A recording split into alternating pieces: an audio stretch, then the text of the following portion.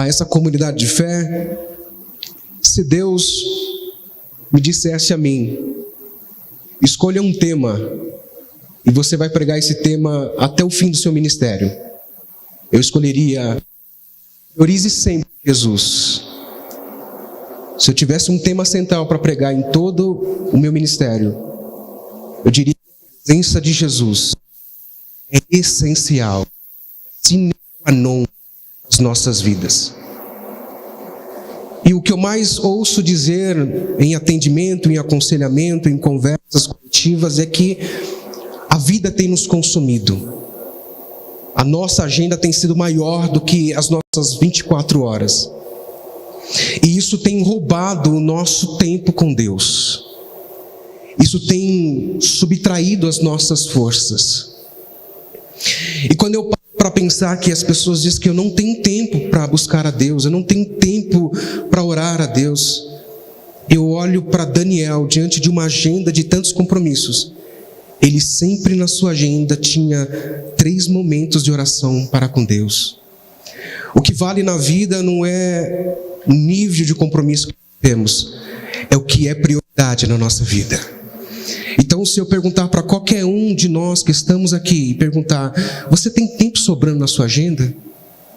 Quando eu mando mensagem para alguém, para um discipulado, eu sempre pergunto: como é que está a sua agenda?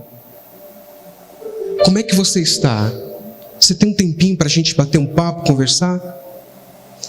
Porque eu sei que a vida não é fácil, mas a gente precisa entender o que é essencial para as nossas vidas. Aquilo que realmente vai valer a pena que esteja inserido em nossas vidas. Lembra do jogo de Marta e Maria? E Jesus disse: Marta escolheu a melhor parte. Porque a melhor parte era estar aos pés de Jesus, ouvindo tudo o que ele tinha para dizer. Por que é que eu começo essa reflexão nesta manhã falando sobre isso? Porque muitas das vezes você está dentro da igreja, diante de Jesus, diante da palavra, e o seu coração e a sua mente está sendo arrebatada para a segunda-feira. E você sai daqui, você entra aqui dizendo: Deus fala comigo. Você sai daqui e você não ouve Deus falar, porque o seu coração e a sua mente está tomada por uma ansiedade. Então eu convido você para render o seu coração hoje, nesta manhã, diante de Jesus. Eu tenho uma palavra de Deus para o seu coração. E o tema que eu quero trazer para você nesta manhã é: não perca Jesus na caminhada. Eu vou repetir: não perca Jesus na caminhada. Para dar base ao tema, eu quero ler em Lucas capítulo de número 2, e verso de número 43 e 44. Diz assim a palavra do Senhor: terminada a celebração da Páscoa em Jerusalém, partiram e voltaram para Nazaré. Mas Jesus ficou para trás. A festa da Páscoa terminou. A celebração acabou. Volta a peregrinação de volta para cada um para sua casa. Mas esqueceram Jesus para trás. Esqueceram Jesus no caminho de volta para casa. E em Jerusalém, notaram seus pais, não notaram a sua falta. Além de deixar Jesus para trás, não perceberam a ausência de Jesus. Verso 44. Pensaram ele que estivesse entre os demais viajantes, mas depois de caminharem o dia inteiro, guarde isso, depois de caminharem o dia inteiro, começaram a procurar entre os parentes e amigos. Eu já entro no contexto porque eu quero convidar vocês a passear numa história até chegar a Jesus. É possível a gente apreciar a trajetória de José e Maria, extrair lições sobre a nossa percepção acerca da presença de Jesus. Ante a queda da humanidade sobre o pecado da desobediência, Deus havia feito uma promessa. Gênesis capítulo de número 3, verso 15, disse Deus à serpente: farei que haja inimizade entre você e a mulher, entre a sua descendência e a descendência dela. Jesus lhe ferirá a cabeça, e você o seu calcanhar através do sofrimento. Havia aqui uma promessa estabelecida por Deus que iria se cumprir. A humanidade, diante do pecado, começa a improvisar folhas para a sua própria cobertura. Gênesis capítulo de número 3 e verso 7. Mas Deus prepara vestimentas novas com pele de animal. Gênesis capítulo de número 3 e verso 21. Trazendo a revelação da redenção divina. João, o Batista, viu Jesus caminhar em sua direção e disse: vejam todos, este é o Cordeiro de Deus que tira o pecado do mundo. João 1:29. O profeta messiânico Isaías já vinha anunciando em Isaías 7:14: vejam todos, a virgem ficará grávida, e ela dará à luz a um filho, e lhe chamar de Emanuel. Isaías 9, verso de número 6. Pois o menino nos nasceu, o filho nos foi dado, o governo está sobre os seus ombros, e ele será chamado Maravilhoso, Conselheiro, Deus Poderoso, Pai Eterno e Príncipe da Paz. Vem a hora e é chegada, o plano de Deus em execução diante da promessa em Gênesis. Lucas capítulo de número 1 e verso de número 26. Deus enviou um anjo Gabriel a Nazaré, a cidade da Galileia. Lucas capítulo de número 10 e verso 30 e 31. O anjo disse a Maria: não temas, pois você encontrou favor diante de Deus. Ficará grávida e dará à luz a um filho, lhe chamará de Jesus. Assim inicia-se a nossa trajetória de redenção. Recebemos um favor de Deus. Não merecíamos estar aqui, não merecíamos ser salvos. Quando Jesus olha a multidão, ele vê uma multidão como ovelhas sem pastores. Mas recebemos o favor de Deus, não por mérito próprio, por causa do amor de Jesus. Jesus desceu como cordeiro por causa do amor de Deus. E nós estávamos no amor de Deus. Recebemos o favor de Deus, recebemos o anúncio do Evangelho. Maria recebeu as boas novas de salvação, e nós recebemos o Evangelho, que é as boas novas de salvação. Maria recebeu Jesus dentro de si, e nós recebemos Jesus dentro de nós.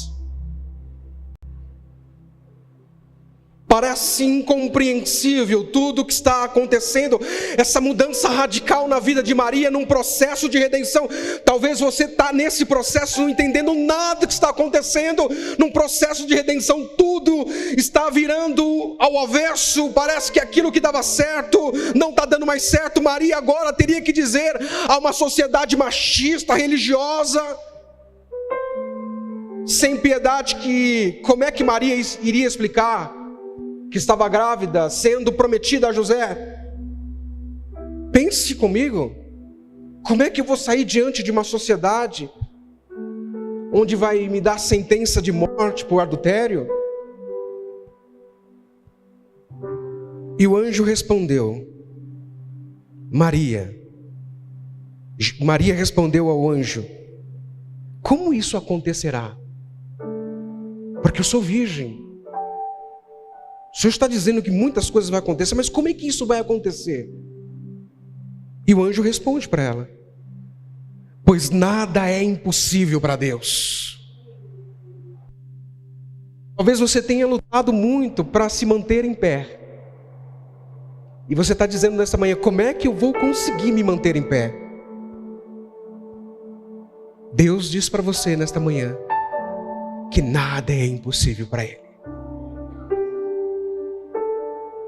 Se nós não esquecermos Jesus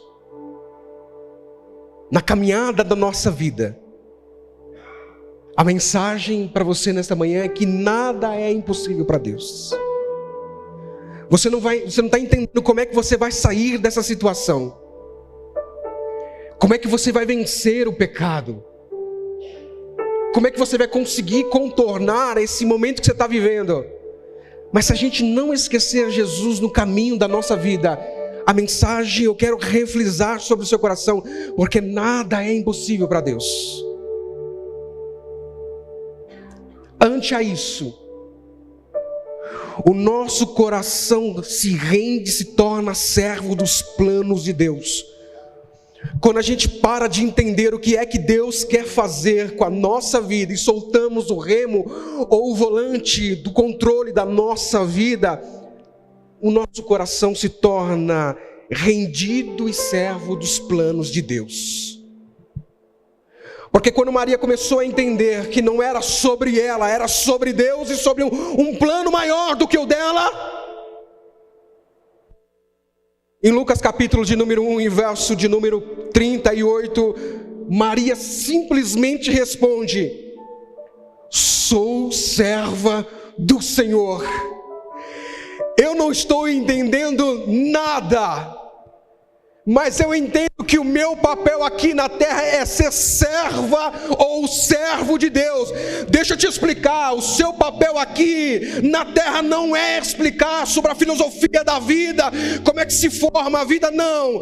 O seu propósito maior aqui nessa terra, além do seu chamado, é ser servo e serva de Deus.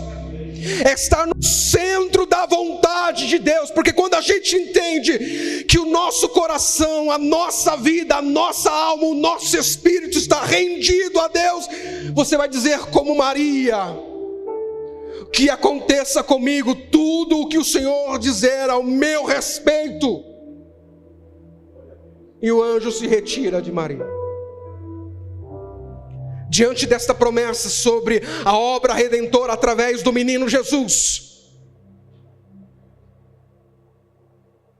Maria recebe a alegria do Espírito. Lucas capítulo 1, verso 41. Isabel, sua parente, ouvindo a saudação de Maria, e o menino, o bebê que estava no ventre de Isabel se agita entre ela e Isabel é cheia do Espírito Santo. E Isabel faz a questão de dizer a Maria, quando eu ouvi a tua saudação, eu fui cheia do Espírito Santo. Porque dentro de Maria estava Jesus. E quando nós estamos com Jesus dentro de nós, não importa a confusão social ou cultural que nós estejamos vivendo, Jesus nos traz a alegria do Espírito Santo. Então não espere a situação, o cenário mudar para você ser alegre. Convide Jesus para caminhar com você, porque a expectativa financeira social não é uma das melhores. Você está esperando um novo governo em 2026? Você está esperando aquela proposta infalível de um negócio que vai mudar a sua vida, o seu curso financeiro, para ser feliz? Você está terminar a sua faculdade para dizer: quando eu terminar a minha faculdade eu vou ser feliz. Quando eu comprar a minha casa eu vou ser feliz. Quando eu comprar o carro do ano que eu tanto desejo eu vou ser feliz. Deixa eu dizer algo para você: pode não acontecer. E se sua alegria estiver baseada em conquista, me desculpe, não seremos felizes. Mas se convidarmos Jesus para dizer: eu não estou entendendo nada, mas o que importa na minha vida é a alegria do Espírito Santo através de Jesus. Além de receber alegria, somos inundados de fé, porque passamos a acreditar quando recebemos Jesus. Lucas 1:45. Isabel disse a Maria: Maria, você é uma mulher abençoada, pois você creu naquilo que o Senhor lhe disse. Você passou a crer. Você acreditou mesmo sem explicação. Você acreditou em tudo que o Senhor disse. Quando passamos a crer, um novo cântico surge em nossos lábios. Da alegria para a tristeza, da dúvida para a certeza. Maria começa agora a ter um cântico novo. A minha alma exalta ao Senhor, como o meu espírito se alegra em Deus, o meu Salvador. Vem o menino Jesus. Lucas 2:27. Ela deu à luz ao menino, o primeiro filho, envolveu-lhe numa faixa de pano e deitou-lhe uma manjedoura, porque não havia espaço no hotel, na hotelaria.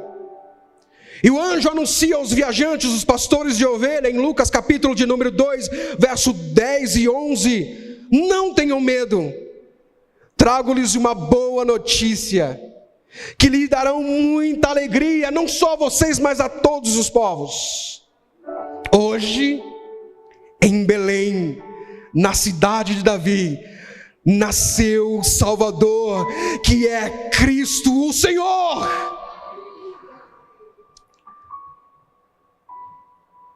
Com Jesus, fazemos tudo com zelo diante de Deus. Quando entendemos todos esses processos que a gente está aqui recebendo, a gente faz tudo com zelo, com amor. Porque José e Maria, entendendo o propósito de Deus, ao se cumprir o tempo da purificação, eles levam o menino Jesus ao templo para ser apresentado. Conforme exigia a lei de Moisés, os seus pais o levaram a Jerusalém para ser apresentado ao Senhor. Pois a lei do Senhor dizia que se o primeiro filho for homem, será consagrado ao Senhor. Assim, ofereceram em sacrifício exigido pela lei do Senhor 2 pombinhas e 2 rolinhas. Lucas capítulo de número 2, verso 22 ao 24. Com Jesus nós passamos a enxergar a salvação. Tinha um homem que esperava uma promessa no templo.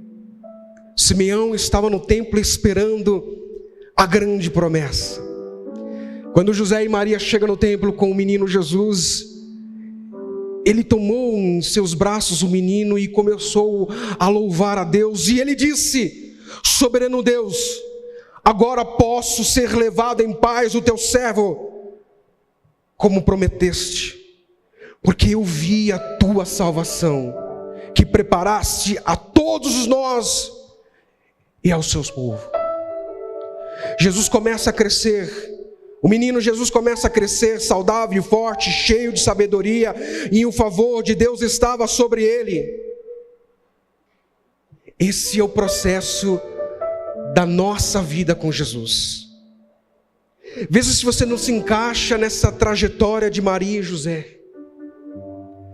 Vivemos uma transformação através do Evangelho, pelas boas novas de salvação, recebemos Jesus dentro de nós, tornamos o nosso coração servo à vontade de Deus, recebemos a alegria do Espírito. Vê se isso não se encaixa dentro da sua história. Somos inundados de fé porque passamos a crer no impossível. Um novo cântico surge em nossos lábios. Fazemos tudo com zelo diante de Deus. Passamos a enxergar a salvação. Jesus começa a crescer dentro de nós com a evidência da conversão. Tudo isso aconteceu comigo e com você no processo de redenção. Mas dentro desse processo, corremos um grande risco de perder Jesus no meio do caminho. E aqui eu quero finalizar a mensagem, porque eu quero dar um tempo para você refletir. Qual é a distância entre você e Jesus? Qual é a distância nessa manhã entre a semente e a terra? Porque o problema não está na semente. O problema está na terra ou o que envolve a terra. São os espinhos, são as rochas, são a exposição da semente que não foi germinada. E um pássaro ou qualquer evento natural sucumbiu a essa semente. Qual é a distância entre a semente e a terra? Eu quero que você reflita, porque eu não quero que você saia daqui nesta manhã dizendo que está tudo bem. Eu quero que você olhe para o espelho da vida e se enxergue. Porque é fácil pregar para 1000 pessoas, mas é difícil pregar para mim mesmo. Eu estou nessa manhã me perguntando, eu estou aqui pregando a palavra e Jesus está comigo. Porque Saul reinou por muitos anos sem Deus. Deus já havia rejeitado Saul. Então, não importa se você louva, se você canta, se você prega, se você é líder, se você não é líder. Será que esquecemos Jesus no meio do caminho? Será que você deixou de convidar Jesus para almoçar com você em meio à sua família? Ou é mais importante a comida do que Jesus? Eu estava numa série de discipulado e eu luto tanto para unir todos os discípulos de Jesus. E eu promovo alguns encontros coletivos, e nesses encontros coletivos sempre tem o alimento, algo para alimentar, mas eu digo assim, não é um encontro sobre a comida, é um encontro sobre a mesa, porque a mesa revela a cruz. Foi na Santa Ceia que Jesus disse: eu desejei estar convosco, porque não estarei mais convosco aqui, eu vou ser crucificado. Foi na mesa que Jesus revelou a cruz. Não é sobre encontro, não é sobre a mesa, é sobre Jesus. Então eu digo, não é um encontro de comilhões e bebedãos, não, é um encontro que vai revelar Jesus na mesa. Foi na mesa que os discípulos no caminho de Emaús caíram seus olhos a ver a revelação de Jesus. É na mesa que nós somos transformados. Eu não sei nem porque eu cheguei na mesa.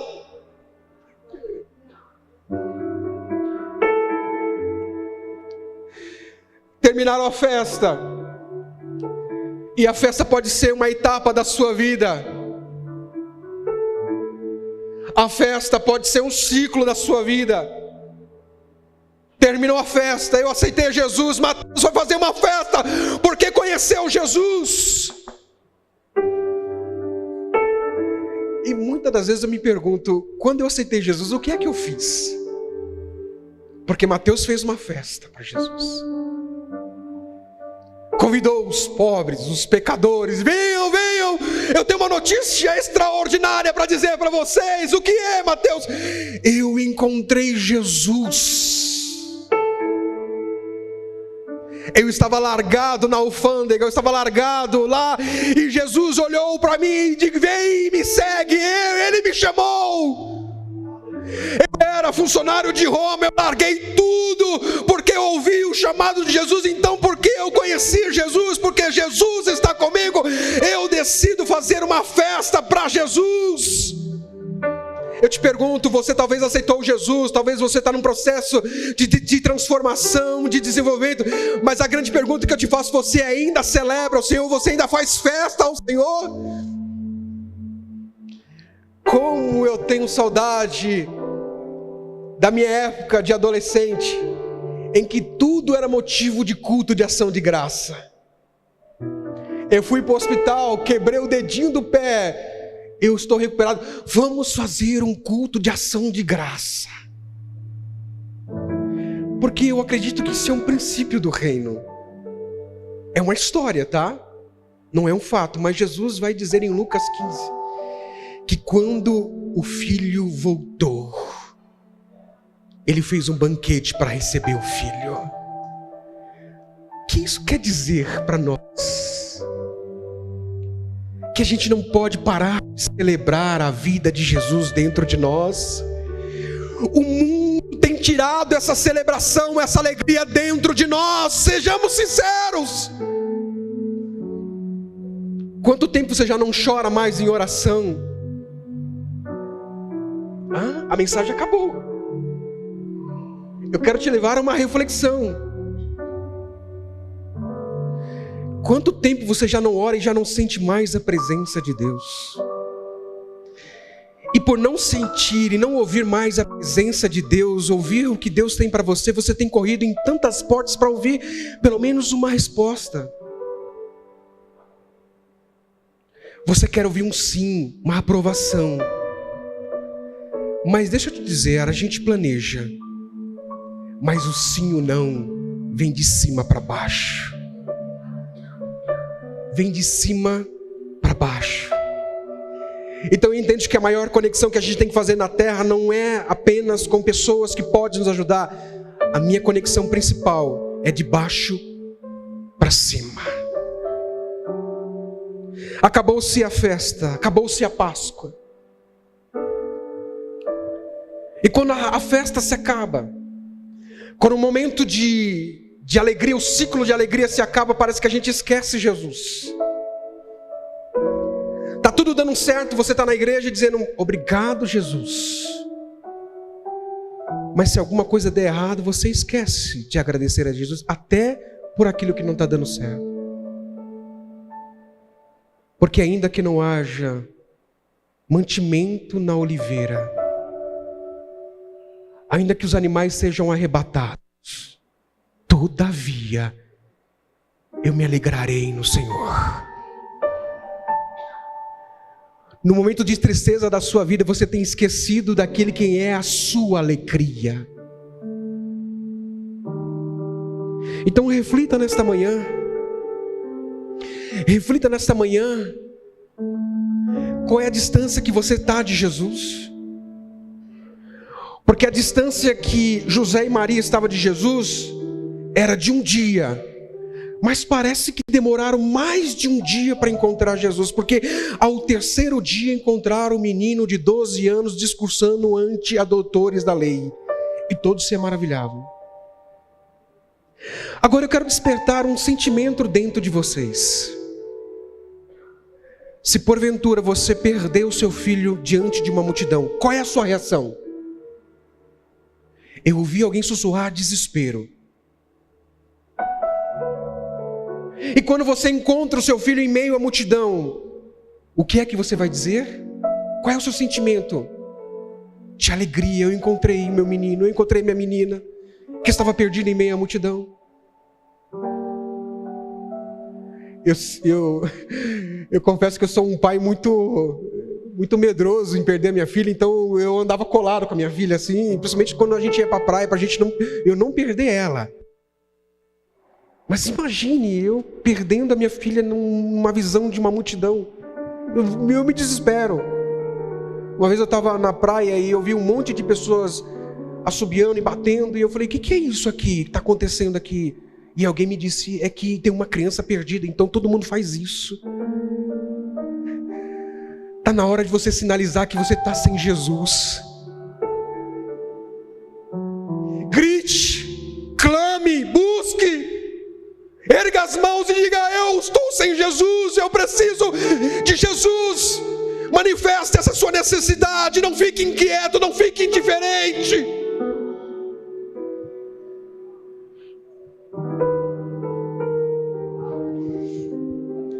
Sua vida só terá sentido quando Jesus for tudo em sua vida.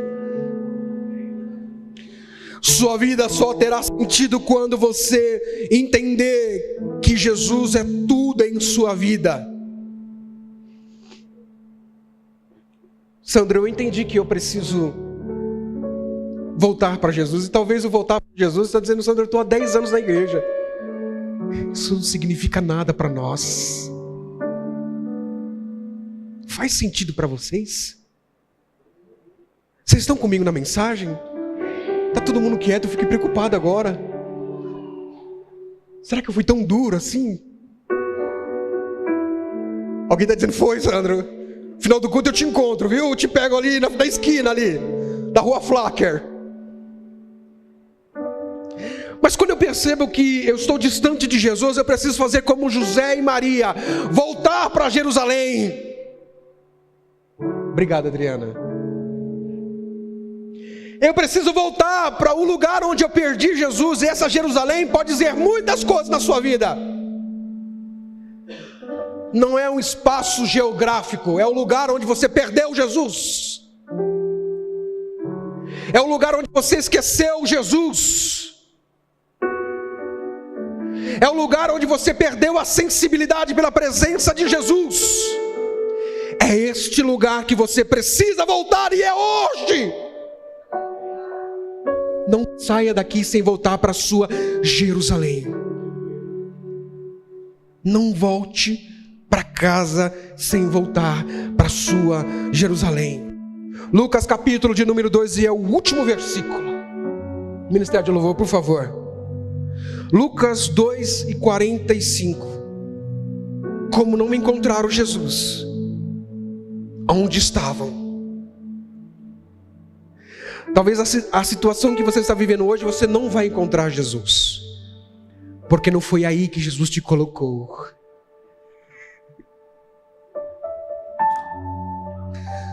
Não foi aí. Ele não te quer aí. Ele não te quer nessa condição. Não, Ele não quer aí. Porque não encontraram o menino Jesus. Porque não encontraram Jesus, eles voltaram para Jerusalém para procurar Jesus. Saia da onde você está. Corra para procurar Jesus. Porque Jesus está lá te esperando. E que há um sentimento em nós nesta manhã, como o sentimento de Pedro em João capítulo de número 6, verso 68. Senhor, para quem nós iremos se só o Senhor tem a palavra da vida eterna? Qual foi a maior dor de Jesus? Jesus está no monte de Getsemane. E ele faz uma oração. E parece que o corpo, a alma e o espírito de Jesus está envolvido em um nível profundo de angústia, porque Jesus soa sangue. O nível de opressão era tão grande que o corpo somatizava o sentimento da dor. E nessa oração de Jesus, Jesus faz: possível, Deus, afaste de mim esse cálice. E eu passei anos querendo descobrir qual era esse cálice. Eu ainda não sei ao certo, mas algo me direciona quando Jesus está pendurado no madeiro. Ele exclama em alta voz, dizendo: Eli, Eli, lama sabachthania. Deus meu, por que é que me desamparasse? Talvez a maior dor de Jesus não era o Calvário. A maior dor de Jesus, ela não é mais sentir a presença de Deus. a sua maior dor precisa ser a ausência de Jesus. Feche teus olhos.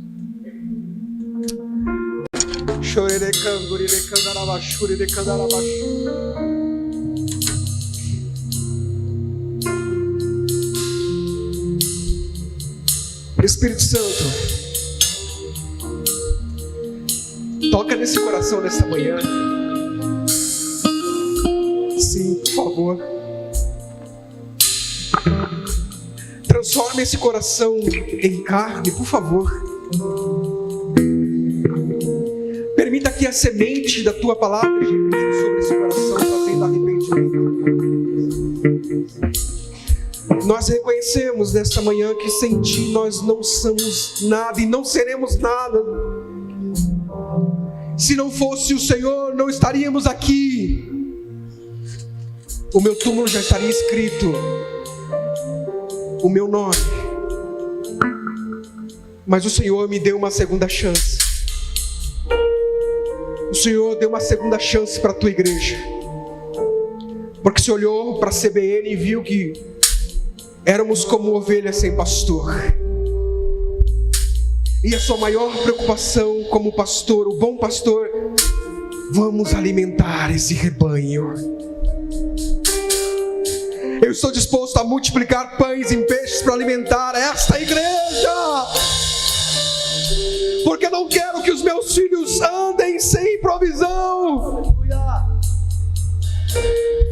A gente quer sair daqui nesta manhã dizendo: é o Senhor que é a essência da minha vida. O caminho certo é o Senhor, o escape é o Senhor. Porque é o Senhor que faz brotar água na rocha. E não é sobre tudo isso que o Senhor pode fazer, é pelo Senhor que nós estamos aqui, Pai. Se o meu povo, que se chama pelo meu nome, se humilhar e orar, se arrepender dos seus maus caminhos, então eu do céu, Deus disse,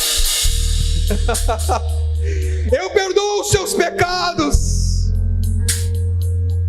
eu saro as tuas feridas. Receba a cura nesta manhã. Onde a medicina não consegue tocar, o bálsamo de Gileade toca aí. Onde a psicologia não consegue alcançar, a mão de Deus alcança a divisão entre alma e espírito. Está ali. Sim, Senhor. Arranca essa tristeza desse coração nesta manhã. Traga um cântico novo, como o cântico que Maria fez. A minha alma exalta o Senhor, o Deus da minha salvação. Nós celebramos nessa manhã a salvação que temos em Jesus. Ouça essa canção e continue refletindo.